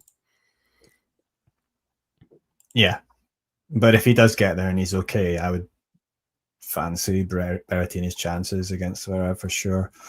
Zverev is just like, he's one of those players you maybe thought before he, when he was younger, that he could have a good career on grass because of his serve, but he just doesn't really have the.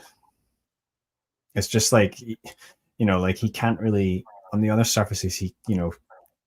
He's sort of good at grinding his way from the baseline, but on grass, it's just like he can't really do that as well. And I just don't think I really see him being a threat. Yeah, his ultra defensive attitude to the sport is not really a good fit for the court. It's definitely not. Playing 2-3 meters behind the baseline, quite difficult, and just gets punished a lot more often. How do I see Novak Sinner going in percentage chances, and how likely is it we get that much? Certainly, I like Sinner's chances to get to the semis. Novak, I think Bublik, Draper, Djokovic, they're all pretty much same level to me, to be honest. So let's call it a 1 out of 3 for Novak. And in terms of their potential semi, I think this is the best possible chance for him to beat Yannick. Just a quick surface where maybe it gets really serve oriented, and he is just peaking in that department. And basically, the margins are slimmer. Like, I think right now against Sinner, he needs the margins to be slimmer than they are in, for example, at the French. But also worth mentioning that he played Sinner in pretty quick conditions in Shanghai. And you could argue that the match was close, but at the same time, was it really? 75-25, I don't know, something like that. And what do we think about Holger? We just talked about his Rune Jari, his opener against Jari, and this whole section that he has is really difficult.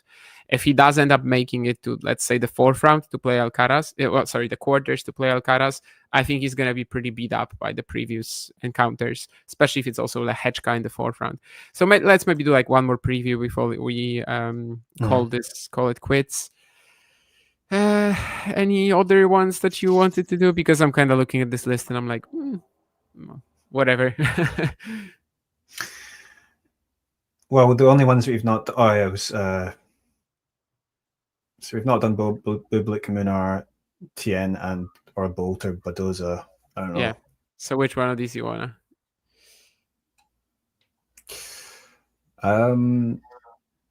Bublik, I guess. Okay. That's the Bublik then. Alexander Bublik, there was that Halle curse. 2023, he wins Halle and kind of breaks it because he makes the 4th round, goes 2 sets to love up on Rublev. 2025, he wins Halle again. He's in incredible form since middle of May. Biggest clay title of career, beating De Minaur, beating Draper at Roland Garros, beating Sinner now in Halle for his actual biggest win of career, regardless of surface, and obviously winning another 500. So everybody's thinking, is Alexander Bublik is just going to keep this level of mental focus and intensity? How much of a threat is he? Also, the biggest question of this draw maybe was which top 8 seed is going to land in Bublik's 3rd round. And that, of course, ends up being Jack Draper. But to even get there, Bublik has to play 2 good matches. And is Jaume Munar someone who can just, take advantage of Bublik potentially going a bit crazy, going a bit Bublik? And of course, Munar will be taking some confidence after that recent match against Alcaraz, right? Obviously, it was a long one. Showing they can compete against, perhaps the best grass court in the world, right? So, but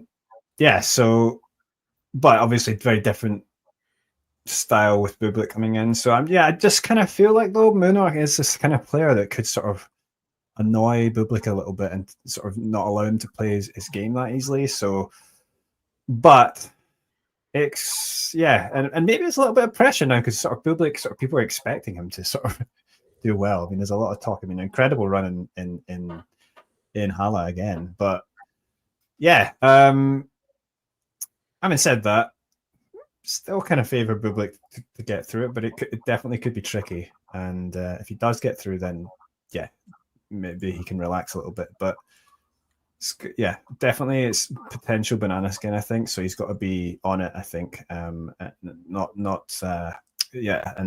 Obviously depends on Munar whether he can bring it, but it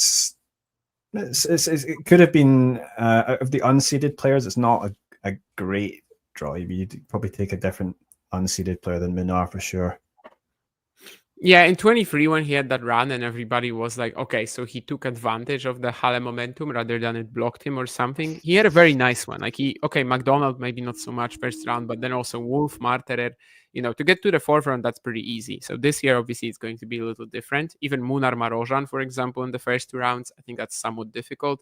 Jaume Munar, yeah, as you said, at Queens, he was almost able to beat Alcaraz. Obviously, that was Carlos pretty much in like Ibiza form, and he had to play himself into a better groove over the course of the week. But Jaume, with the improvements he made since the start of the season, on his hardcourt game, for example, I think that it's possible. Yeah, I think that this is possible that he's going to trouble Bublik for sure.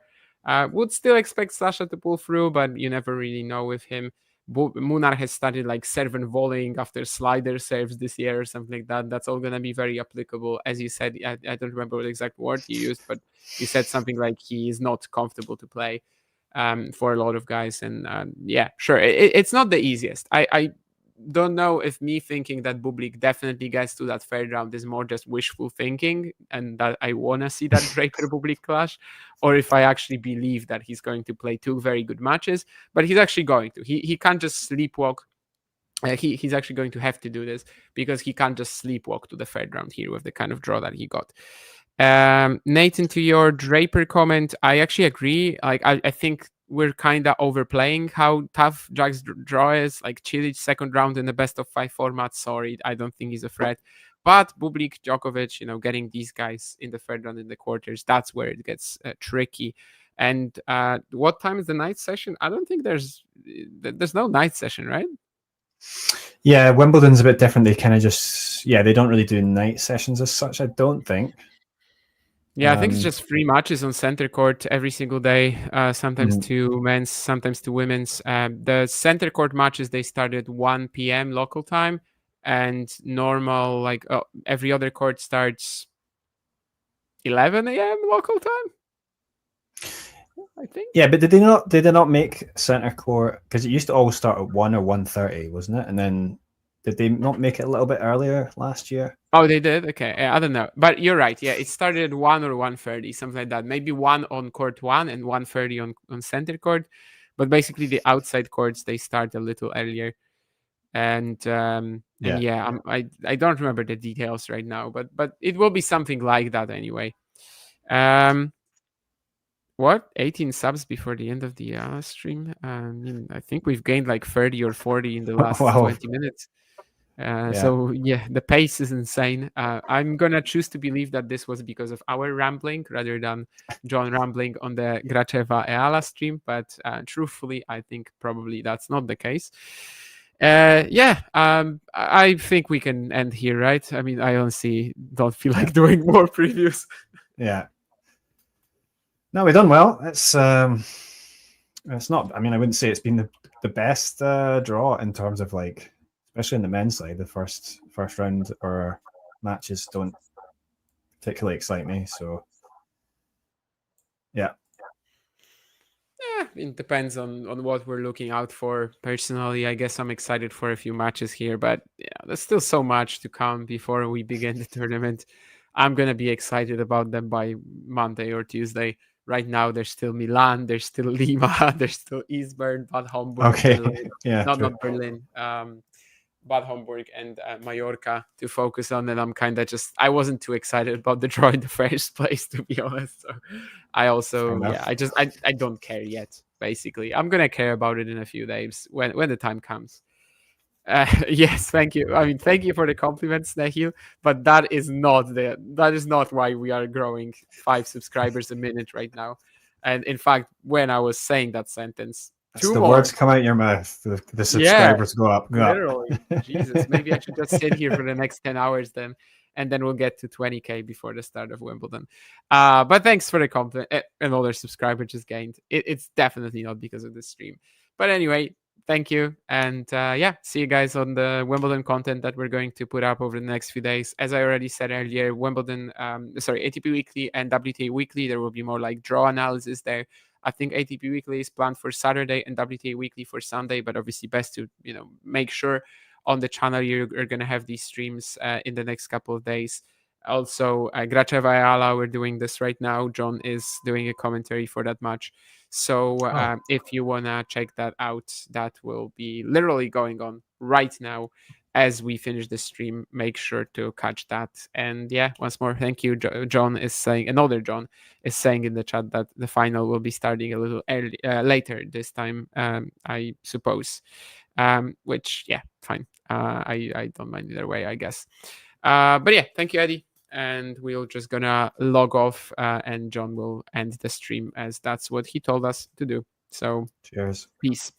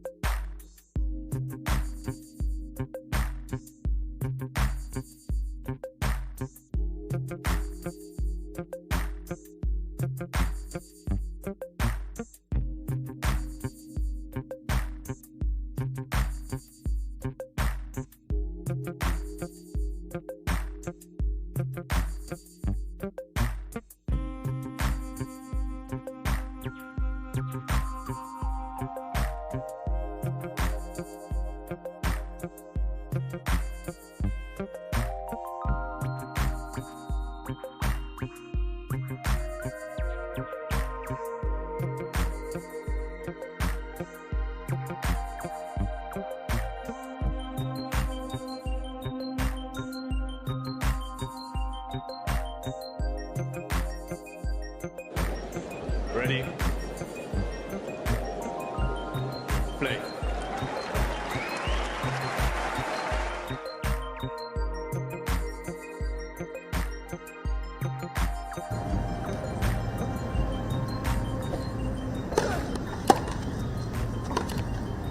Lifting love.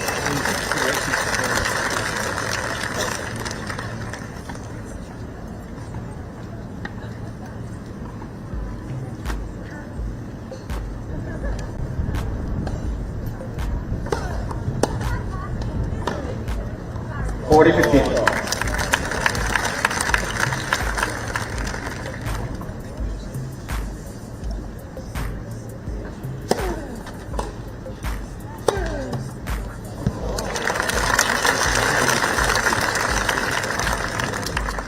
Fifteen love.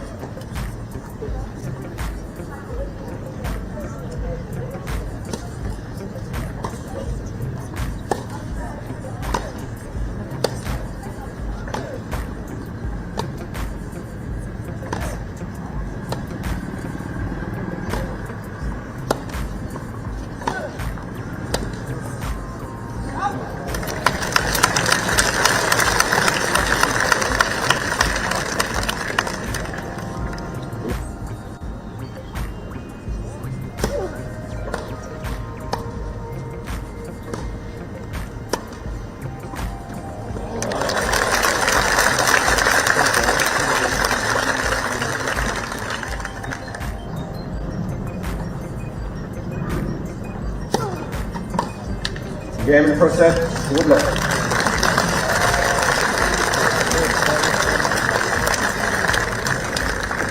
First thing game.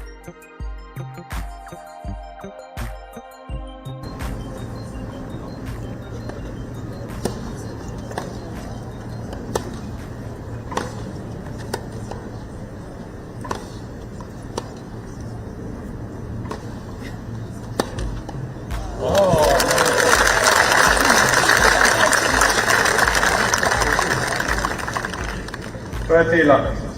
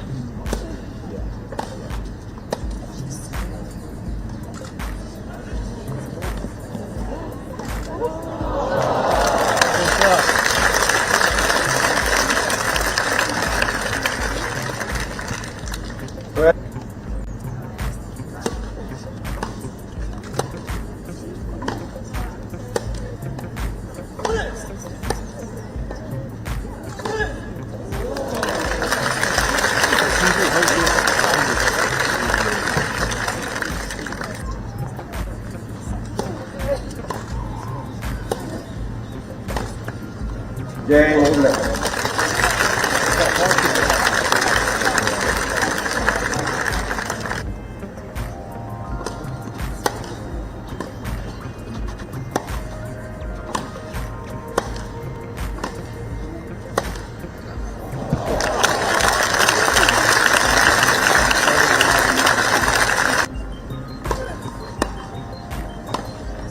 Game, second match. Good luck. 2 sets to love. Victory 6-2. Ladies and gentlemen, please do keep the applause going for Andrei Rublev and David Goffin.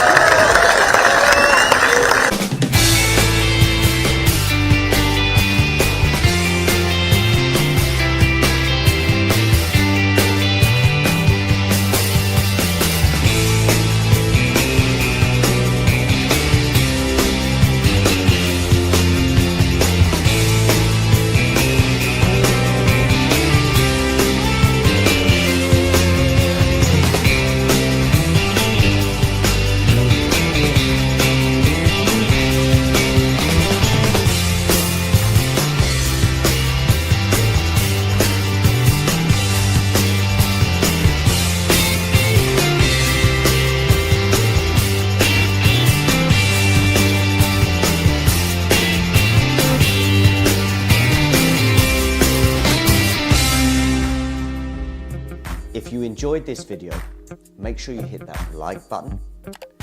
Don't forget to subscribe and click that notification bell so you don't miss out on all things tennis.